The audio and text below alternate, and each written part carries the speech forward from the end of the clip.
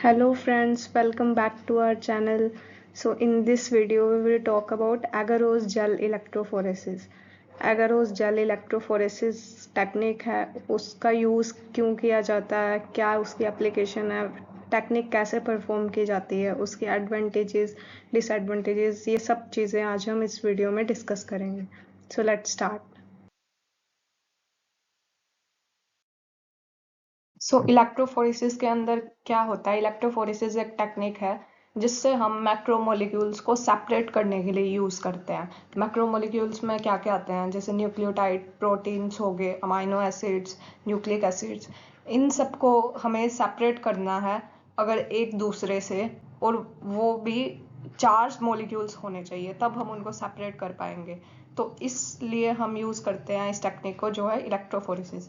Electrophoresis is a technique used for the separation of charged molecules like amino acids, protein, nucleotide and nucleic acids from the mixture under the influence of an electric field. जैसे नाम से ही पता चल रहा है, electro किस लिए use करते हैं हम word? Electro stands for electricity. मतलब इसके अंदर हम इलेक्ट्रिसिटी प्रोवाइड करेंगे, जिससे क्या होगा, इलेक्ट्रिसिटी होगी तो दो अपोजिट इलेक्ट्रोड्स भी होंगे, एक पॉजिटिव इलेक्ट्रोड होगा और एक नेगेटिव इलेक्ट्रोड होगा. पॉजिटिव इलेक्ट्रोड क्या होगा? एनोड, और नेगेटिव इलेक्ट्रोड होगा कैथोड.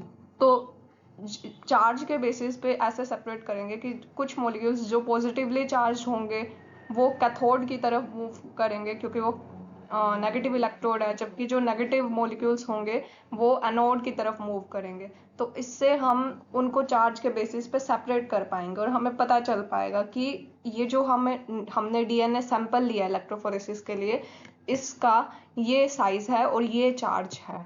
जनरली अगर हम देखें तो हम डीएनए को साइज के बेसिस पे सेपरेट करते हैं, क्योंकि डीएनए के अंदर जो हम सैंपल डालते हैं उसमें अलग अलग जो डीएनए के सैंपल हैं उनका साइज अलग अलग होता है. कुछ डीएनए के फ्रैगमेंट्स लार्ज साइज के होते हैं, कुछ स्मॉल साइज के होते हैं, तो वो सब इस टेक्निक से अलग हो जाते हैं. लेकिन जो हम चार्ज के बेसिस पे सेपरेशन करते हैं वो सिर्फ प्रोटीन के लिए यूज करते हैं. ऐसा क्यों?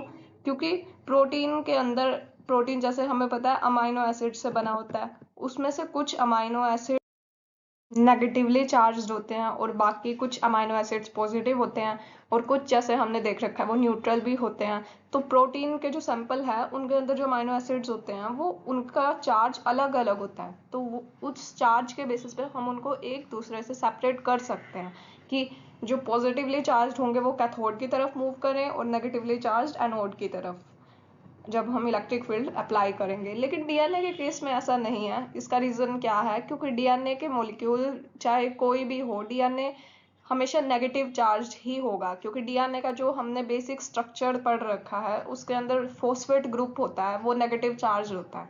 इसलिए डीएनए तो नेगेटिवली चार्ज ही होगा. तो वो तो हमेशा ही एनोड की तरफ मूव करेगा. उसको हम ऐसे नहीं सेपरेट कर पाएंगे कि कुछ कैथोड की तरफ चले जाए मॉलिक्यूल्स, कुछ एनोड की तरफ. डीएनए हमेशा एनोड की तरफ ही मूव करेगा उसके नेगेटिव चार्ज के कारण. अब ये डायग्राम हमें दिखा रखा है, इसके अंदर ये जो भी पॉजिटिवली चार्ज्ड मॉलिक्यूल्स हैं वो कैथोड की तरफ जा रहे हैं, और जो भी नेगेटिवली चार्ज्ड मॉलिक्यूल्स हैं वो कहाँ जा रहे हैं? एनोड की तरफ. मान लो हमने किसी एक जगह पे, हमें डीएनए की इलेक्ट्रोफोरेसिस करनी है, हमने किसी एक जगह पे मान लो यहाँ पे डीएनए को डाल दिया, यहाँ डाल दिया, तो डीएनए हमें पता है नेगेटिवली चार्ज होता है डीएनए, तो वो कहाँ मूव करेगा?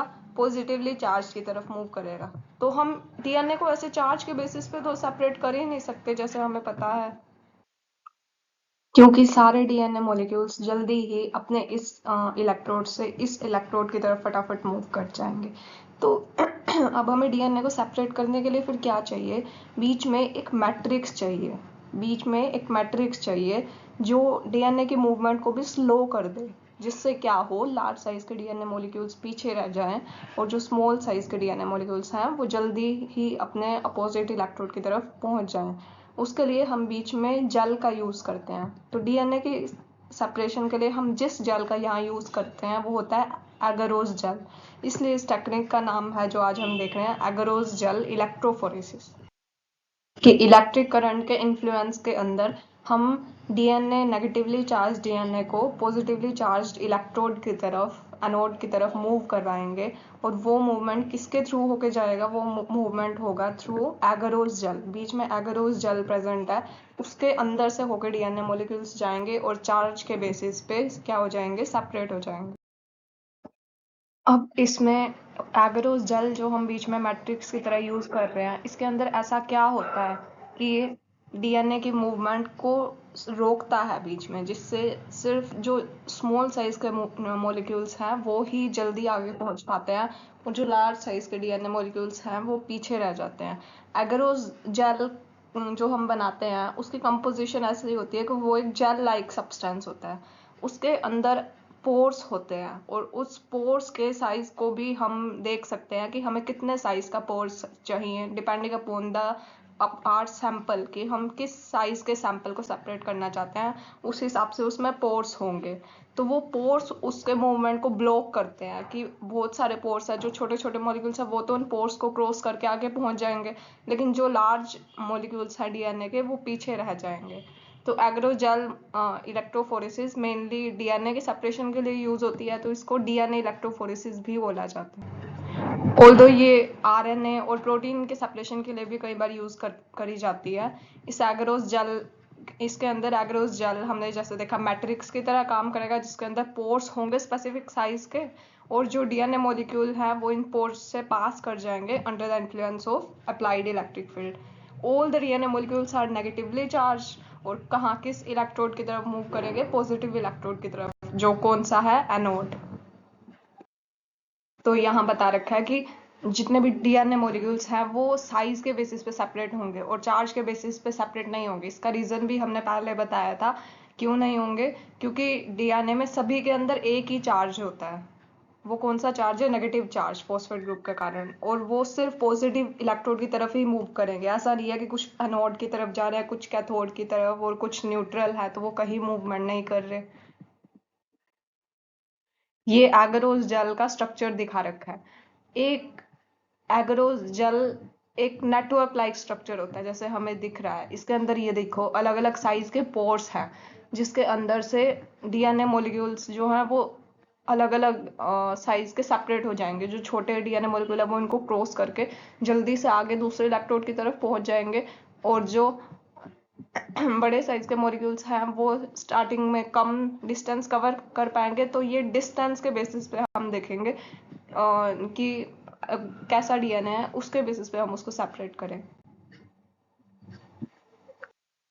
अब हमने देखा, पहले बोला था कि जो एगरोस जेल जो हम बनाएंगे उसमें किस साइज के पोर्स होंगे, उस चीज को हम अपनी मर्जी से कंट्रोल कर सकते हैं। ये हम कैसे कंट्रोल कर सकते हैं? क्या होता है कि एगरोस जो हम लेते हैं वो एक तरह से पाउडर या फिर टैबलेट्स की फॉर्म में मिलता है। हमें क्या करना होता है? उसको किसी चीज के अंदर डिसोल्व करना होता है। वो क्या होता है जिसके अंदर हम एगरोस को डिसोल्व करते हैं और सस्पेंशन बनाते हैं? वो होता है बफर। बफर के अंदर सबसे हम पहले हम एगरोस को डिसोल्व करेंगे। उसके बाद डिसोल्व करने के बाद उसको हम हीट करते हैं, और हीट करने के बाद एगरोस डिसोल्व हो जाता है, और फिर हम उसको 55 डिग्री सेल्सियस तक कूल करते हैं। जब हम उसको कूल करेंगे तो वो जेल की फॉर्म में आ जाएगा। एगरोस जो है पहले, सबसे पहले ऐसे क्रीम सा स्ट्रक्चर था, उसके बाद हमने उसको हीट किया तो वो बिल्कुल डिसोल्व हो गया, वाटरी फॉर्म में हो गया। उसके बाद जब हम उसको वापस कूल करेंगे 55 से 60 डिग्री सेल्सियस टेम्परेचर तक, तो वो जेल की फॉर्म में आ जाएगा, सेमी सॉलिड हो जाएगा जैसे जेल होता है, और उसके अंदर अलग अलग साइज के पोर्स होंगे।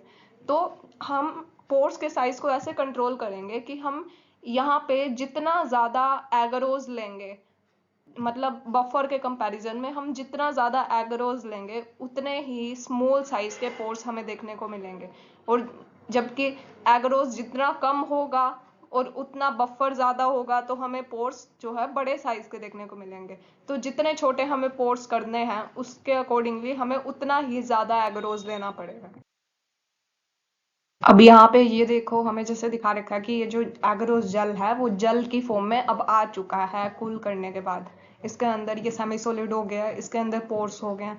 अब इस स्टेप में क्या हम क्या करेंगे? जेल को इस ट्रे के अंदर डालेंगे। ये ट्रे नीचे से क्लोज होती है और ऊपर से ओपन होती है। इसके अंदर हम अपना जेल डालेंगे। और इसको क्या बोलते हैं, जल कास्टिंग ट्रे। जल कास्टिंग ट्रे के अंदर हम अपना जल डालेंगे और ये एक डिवाइस होता है, मतलब जिसके अंदर इलेक्ट्रोफोरेसिस परफॉर्म की जाती है। इलेक्ट्रोफोरेसिस चैम्बर बोलते हैं, एक बॉक्स लाइक स्ट्रक्चर होता है। हम इस ट्रे को जिसके अंदर जल डाला है यहाँ रख देंगे इलेक्ट्रोफोरेसिस चैम्बर के अंदर। अब हमें क्या करना है कि हमें यहाँ पे ये जो सारा एगरोस जेल डाला है इसके ऊपर हमें डीएनए के सैंपल्स को रखना है, अलग अलग सैंपल्स को, एक कुछ सैंपल इधर, एक इधर, एक इधर, एक इधर, जिसके अंदर से वो एगरोस के थ्रू अलग अलग पोर्स से होकर करके दूसरे एंड तक पहुंच सकें। दूसरा एंड पॉजिटिव एंड है, एनोड है दूसरा एंड, वहां तक पहुंच सकें। तो इसके लिए अब हमें इसके अंदर ऐसे कुछ छोटे छोटे स्पेसिस से बनाने पड़ेंगे जेल के अंदर, जिसके अंदर हम अपना डीएनए सैंपल लोड कर सकें। इन छोटे छोटे पोर्स को क्या बोला जाता है, इनको बोलते हैं वेल्स। ये हम किसकी हेल्प से बनाते हैं वो हम आगे देखेंगे।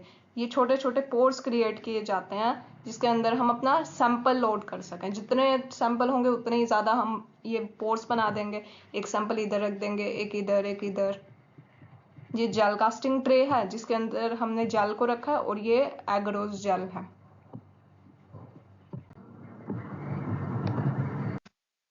ये जो हमें दिखा रखी है ये तो जेल है, हमने जेल कास्टिंग ट्रे के अंदर ऐसे जेल रखा है।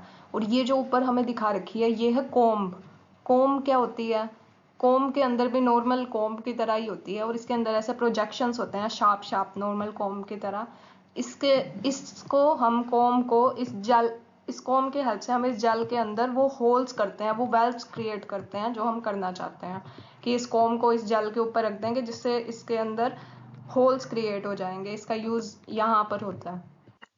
तो अभी तक क्या देखा हमने, सबसे पहले हमने क्या किया, एगरोस जेल क्रिएट किया जो हम जिस स्पेसिफिक कंसंट्रेशन का जेल चाहते हैं, जिस पोर साइज का जेल चाहते हैं वो हमने बनाया। उसके बाद हमने उसको उस जेल को जेल कास्टिंग ट्रे के अंदर रखा और उस ट्रे को इलेक्ट्रोफोरेसिस चैम्बर के अंदर रख दिया। इलेक्ट्रोफोरेसिस चैम्बर के अंदर रखने के बाद हमने उस जेल के अंदर वेल्व्स क्रिएट किए, पोर्स क्रिएट किए। वो किसके हेल्प से किए, इस कोम्ब की हेल्प से।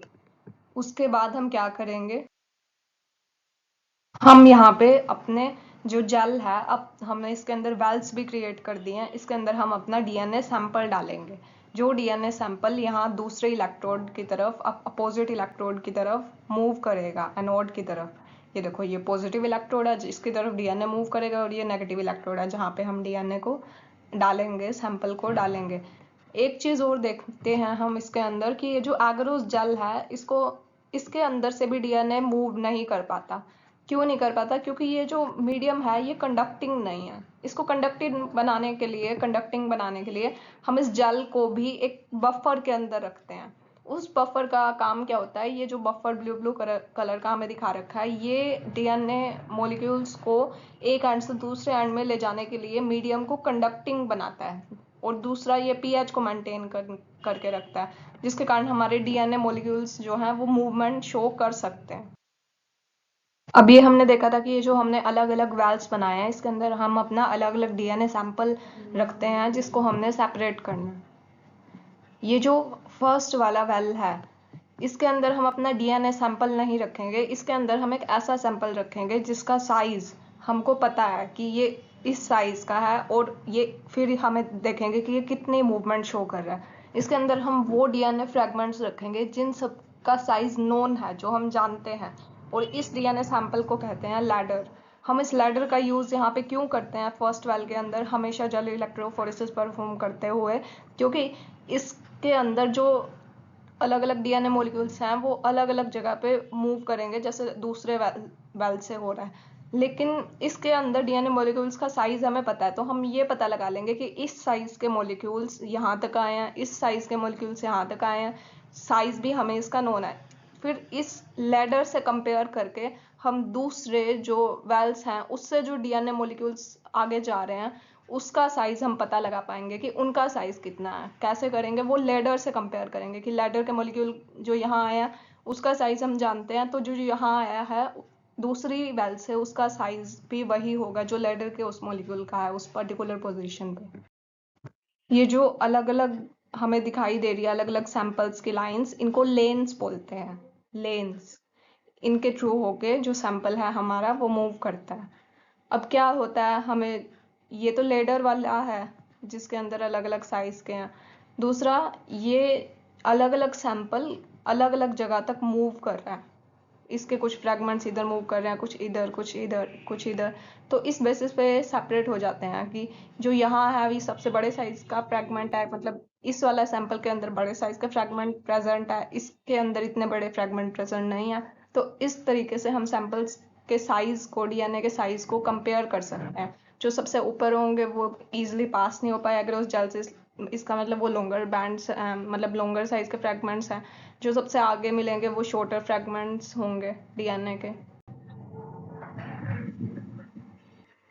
एक ये चीज भी होती है कि डीएनए को जब हम वेल्स के अंदर डालते हैं, अपने जेल के अंदर डालते हैं जब हम डीएनए को, तो हम यूं डीएनए की मूवमेंट को देख नहीं पाते। उसके मूवमेंट को देखने के लिए हमें पहले जब डीएनए का सैंपल बनाते हैं तो उसके अंदर एक डाई का यूज करना पड़ता है, ताकि इसके अंदर ट्रैकिंग डाई मिक्स करेंगे तो उसके बाद जब हम इस डीएनए सैंपल को अलग अलग वेल्स के अंदर इंट्रोड्यूस करेंगे तो उसकी मूवमेंट जो होगी वो अलग अलग कलर हमें शो होगा। मतलब जो इस डाई का कलर है वो यहाँ पे शो होगा हमें। तो हमें पता चल जाएगा कि अब ये बैंड्स यहाँ तक आ गए हैं। और जो हम इलेक्ट्रोफोरेसिस कर रहे हैं, एक इलेक्ट्रोड से दूसरे इलेक्ट्रोड तक आ रहा है, वो मूवमेंट जो है वो जब जल यहाँ पे हमने डीएनए डाला वो इधर मूव कर रहा है, तो जब दूसरे एंड तक मूव करने से पहले जहाँ जल खत्म हो रहा है उससे पहले हमें इलेक्ट्रोफोरेसिस के सेटअप को बंद कर देना। नहीं तो क्या होगा कि ये जो डीएनए सैंपल है ये बाहर निकल जाएंगे और फिर हम इनके साइज को पता नहीं कर पाएंगे और हमारी सारी मेहनत वेस्ट हो जाएगी। इसके लिए इन सैंपल्स के दूसरे एंड पर पहुंचने से पहले ही हमें इसको इलेक्ट्रोफोरेसिस के चैम्बर को, इसके सेटअप को बंद कर देना होता है। एक चीज हमें और देखने को मिलती है इस प्रोसीजर के अंदर कि हमें कोई डीएनए मॉलिक्यूल इधर मूव किया, कोई इधर किया, कोई इधर किया, कोई इधर किया, तो उसके बेसिस पे हमें अलग अलग जैसे बैंड्स देखने को मिले। डीएनए फ्रैगमेंट इधर हैं, इधर हैं, इधर हैं। पर जो ये एक बैंड होता है इसका मतलब ये नहीं होता कि ये सिर्फ एक ही डीएनए का फ्रैगमेंट है। इसके अंदर बहुत सारे डीएनए के फ्रैगमेंट्स हो सकते हैं जिनका साइज सेम था, इसीलिए वो सारे एक ही जगह पे आके रुक गए।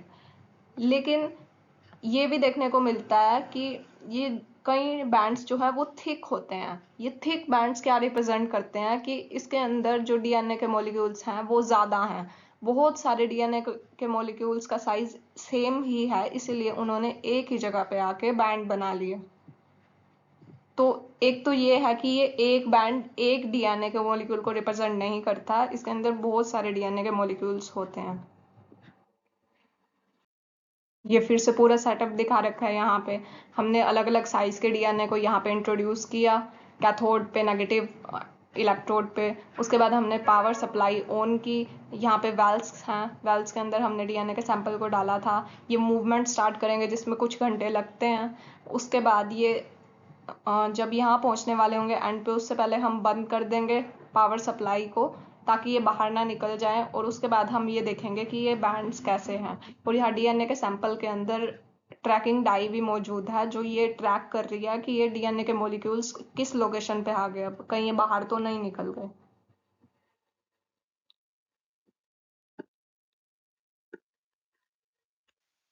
अब ये जो हमने पहले डाई यूज की थी डीएनए के अंदर, जो हमें ये दिखा रही थी कि डीएनए मॉलिक्यूल्स एंड पे पहुंच चुके हैं दूसरे इलेक्ट्रोड के, वो हमें स्पेसिफिक बैंड्स नहीं दिखाती जैसे हमें यहाँ दिख रहे हैं। ये बैंड्स हमें देखने के लिए हमें इलेक्ट्रोफोरेसिस के बाद इसके अंदर एक और डाई डालनी पड़ती है, एक और स्टेनिंग डाई ऐड करनी पड़ती है। ये डाई कौन सी होती है, जनरली हम इसके अंदर यूज करते हैं इथीडियम ब्रोमाइड। इथीडियम ब्रोमाइड हम इलेक्ट्रोफोरेसिस खत्म होने के बाद ऐड करेंगे। और उसके बाद जब हम ये जो जेल है इसको इलेक्ट्रो यूवी लाइट के चैम्बर के अंदर रखेंगे, यूवी इल्यूमिनेटर के अंदर रखेंगे, अल्ट्रावायलेट लाइट के कारण ये जो बैंड्स हैं तब हमें जाके ये दिखेंगे। ये इथीडियम ब्रोमाइड डाई के कारण दिखते हैं इलेक्ट्रोफोरेसिस खत्म होने के बाद। उससे पहले जो हमने डीएनए के अंदर डाई ऐड की थी वो सिर्फ हमें एक बहुत सारा कलर दिखा देती है कि डीएनए जो है इस पोजीशन तक पहुंच गया, लेकिन वो हमें अलग अलग फ्रेगमेंट्स के लिए अलग अलग बैंड्स नहीं दिखाएगी।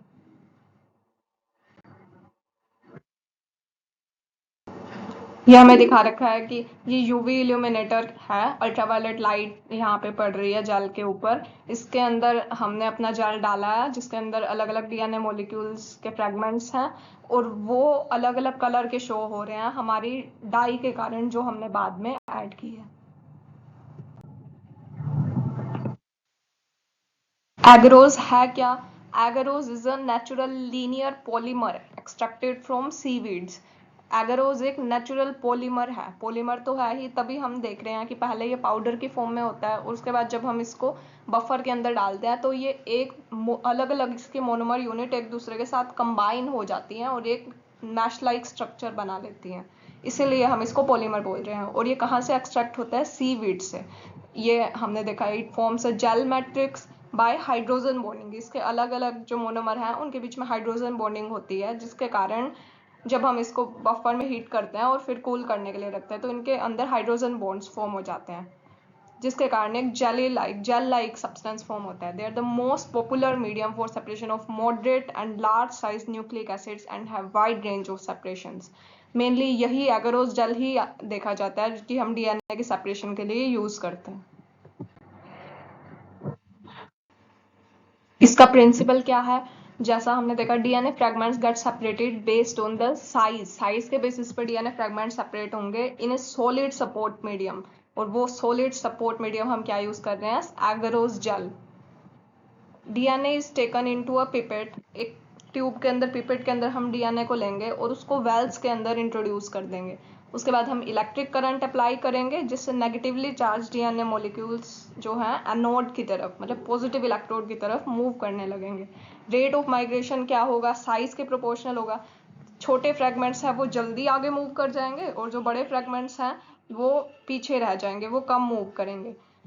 फाइनली हम डीएनए को कैसे विजुअलाइज करेंगे? With the help of intercalating dye known as ethidium bromide. जो हमने देखा था कि इलेक्ट्रोफोरेसिस खत्म होने के बाद हम उसके अंदर डाई डालेंगे। इंटरकैलेटिंग डाई का मतलब ये होता है कि ये डाई सिर्फ उसको उसके ऊपर ऊपर लग के उसको कलर प्रोवाइड नहीं करती, ये उसके अंदर जाके, डीएनए के अंदर जाके उसके स्ट्रक्चर के अंदर इनकॉर्पोरेट हो जाती है। इंटरकैलेटिंग, इसलिए हम इसको इंटरकैलेटिंग डाई बोल रहे हैं क्योंकि ये डीएनए के अंदर जाएगी और उसके स्ट्रक्चर के अंदर जाके घुस जाएगी। ए लैडर, जैसे हमने बताया था, set of DNA fragments of known size. साथ साथ हम रन साइमल्टेनियसली लैडर को साथ साथ मूव कराएंगे and is use to estimate the size of unknown fragments.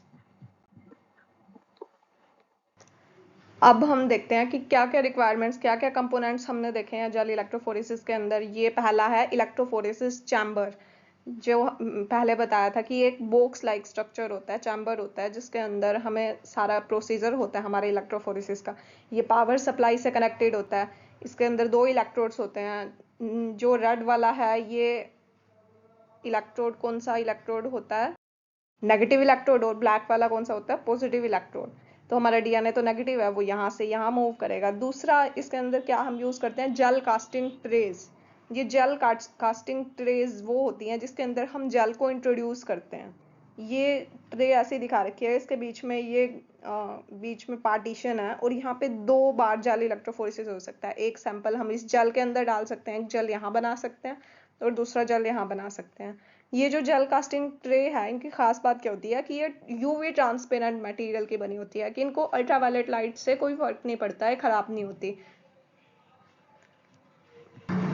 ना ही इसके थ्रू अल्ट्रावायलेट लाइट इनके अंदर घुस पाएगी क्योंकि इलेक्ट्रोफोरेसिस के बाद हम इस जेल कास्टिंग ट्रे को और जेल को यूवी इल्यूमिनेटर के अंदर रखेंगे तो वहां पे ऐसे भी हो सकता है कि यूवी लाइट इसके अंदर इसकी वॉल्स को क्रॉस कर जाए और अंदर जाके डीएनए को खराब कर दे।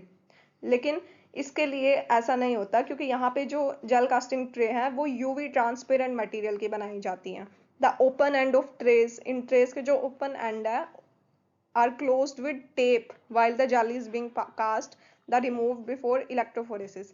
जब हम जेल को कास्ट कर रहे होते हैं उसके बाद यहाँ पे जो ऊपर ओपन एंड है, प्रोसीजर शुरू करने से पहले हम इसके ऊपर टेप लगा देंगे और इलेक्ट्रोफोरेसिस पूरा होने से पहले हम इस टेप को रिमूव कर लेंगे।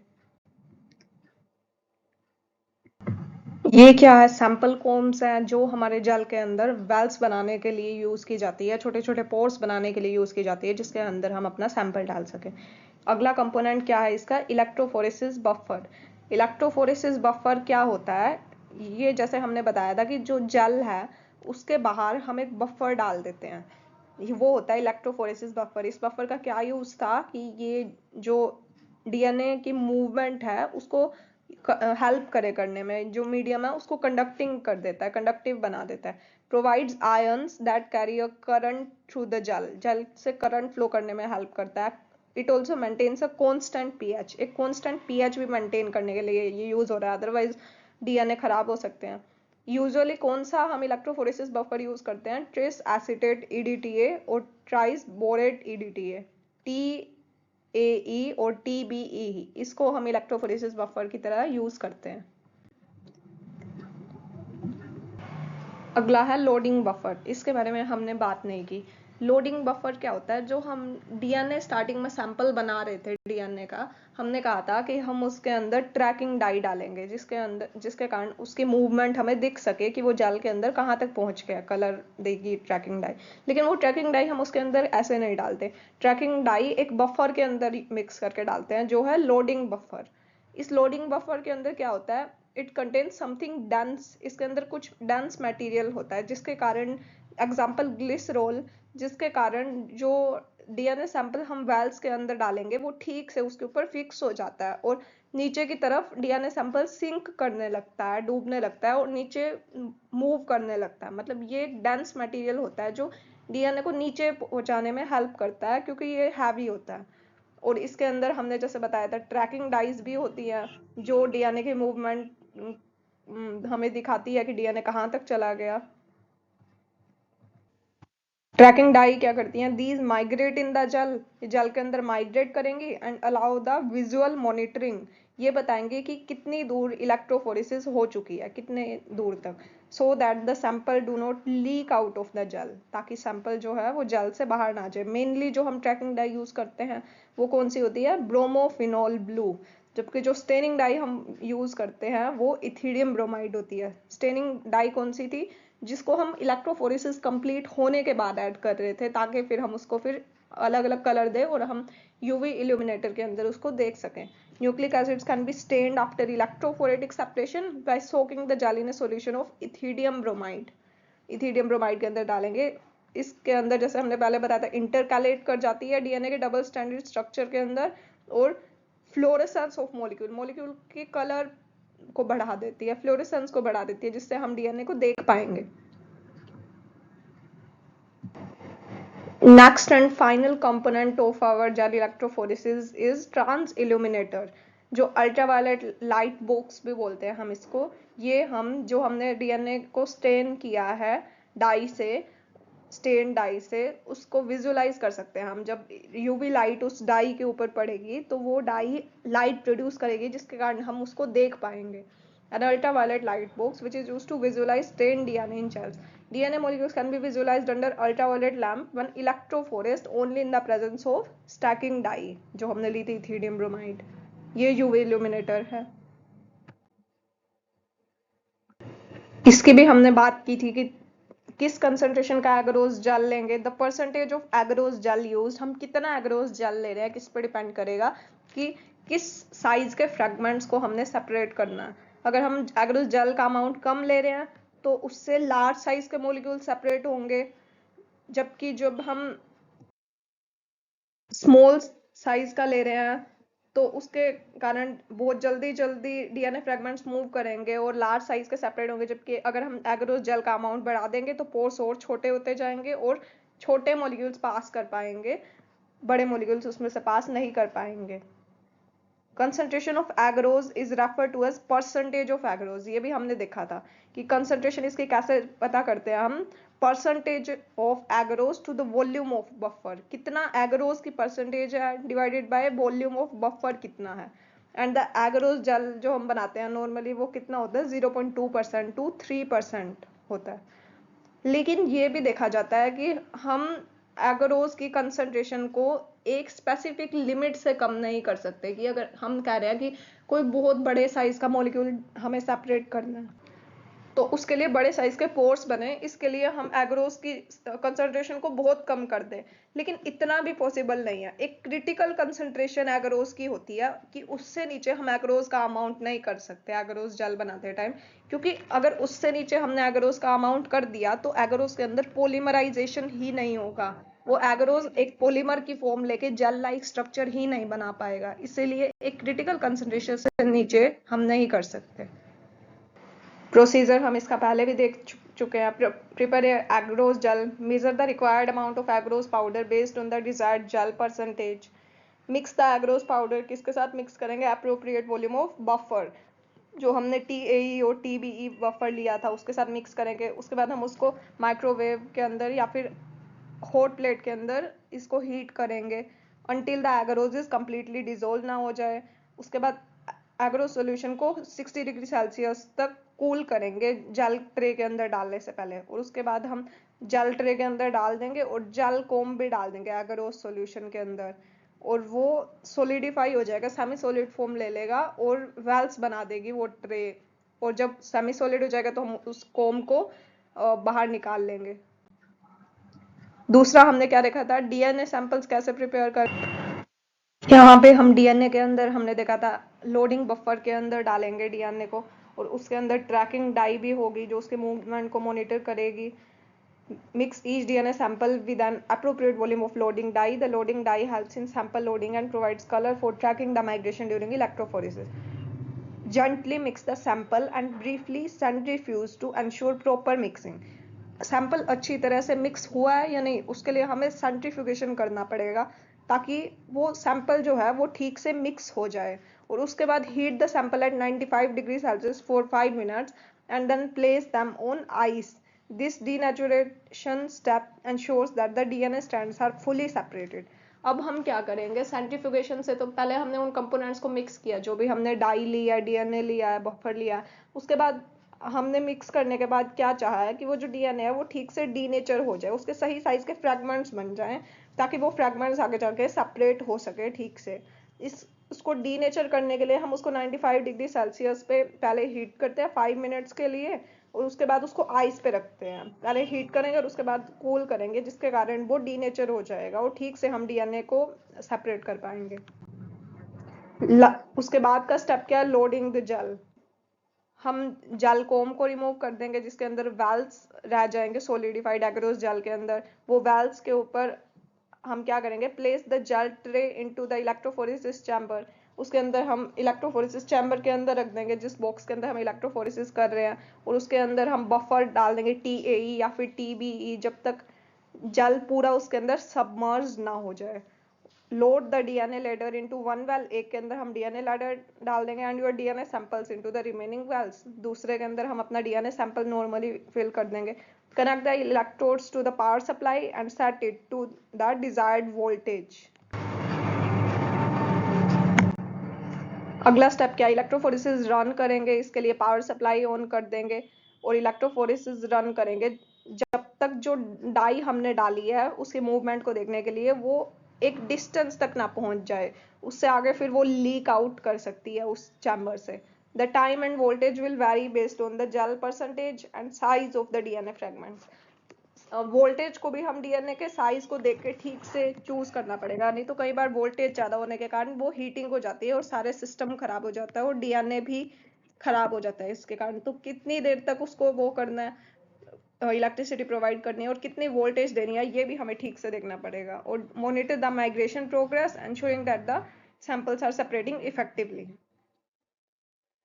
अगला स्टेप क्या है, स्टेन एंड विजुअलाइज। उसके बाद हम पावर सप्लाई को बंद कर देंगे और जेल को आराम से चैम्बर में से निकाल लेंगे। उसके बाद हमने इंटरकैलेटिंग डाई इथीडियम ब्रोमाइड की बात की थी, उसको हम जेल के अंदर डालेंगे और जेल को यूवी ट्रांस इल्यूमिनेटर के अंदर रख देंगे, जिससे हमें डीएनए के बैंड्स दिखाई देंगे जेल डॉक्यूमेंटेशन सिस्टम से। उसके बाद हमें जो भी बैंड्स दिखाई देंगे हम उसको रिकॉर्ड कर लेंगे। एप्लीकेशंस क्या हैं अब इस टेक्निक की, एप्लीकेशंस देखें, estimation of size of DNA molecule, हमें पता है हम इससे लैडर से कंपेयर करके डीएनए मॉलिक्यूल के फ्रैगमेंट का साइज पता कर सकते हैं। Analysis of PCR products, example in molecular genetics diagnosis or in genetic fingerprinting.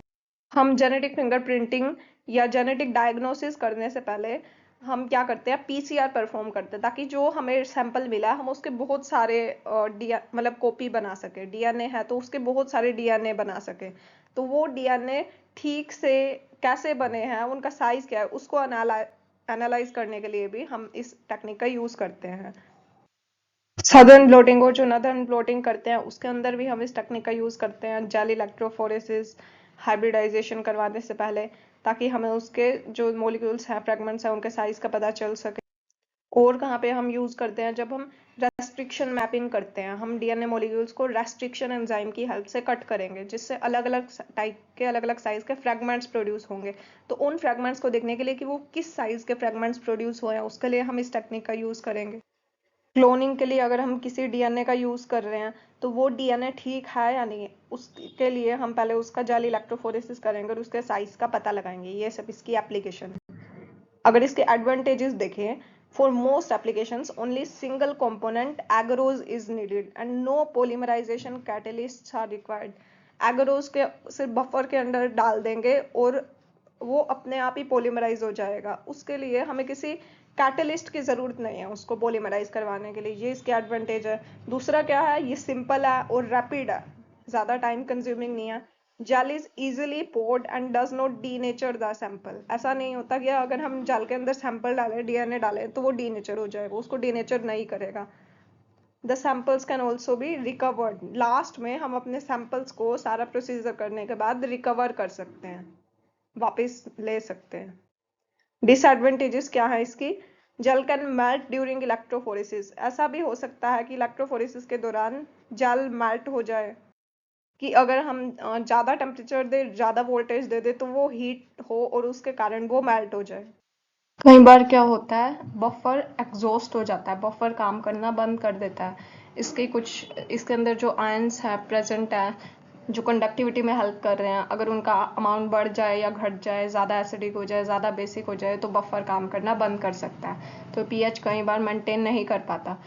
Last क्या है इसके disadvantage, low level of resolution. इसके अंदर रेजोल्यूशन हमें कम मिलता है। हमने देखा था कि जब हमें बैंड्स मिल रहे थे तो एक बैंड को हमने देख के कहा था कि हो सकता है कि इसके अंदर कई सौ या कई हजार डीएनए मॉलिक्यूल्स हों जिनका सेम साइज हो, जो सेम साइज के कारण इसी जगह पे आके कंसंट्रेट हो गए।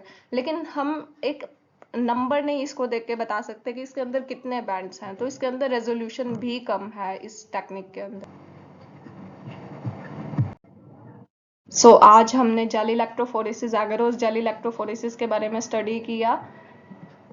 जेल इलेक्ट्रोफोरेसिस परफॉर्म क्यों करते हैं, कैसे करते हैं, इसके अंदर क्या क्या कंपोनेंट्स का यूज किया जाता है, इसकी एप्लीकेशन, एडवांटेजेस, डिसएडवांटेजेस, ये सब चीजें हमने आज इसके अंदर देखी। अब हम मिलेंगे अपनी नेक्स्ट वीडियो में जो होगी पॉलीएक्राइलामाइड जेल इलेक्ट्रोफोरेसिस। तब तक के लिए कीप वॉचिंग। Thank you.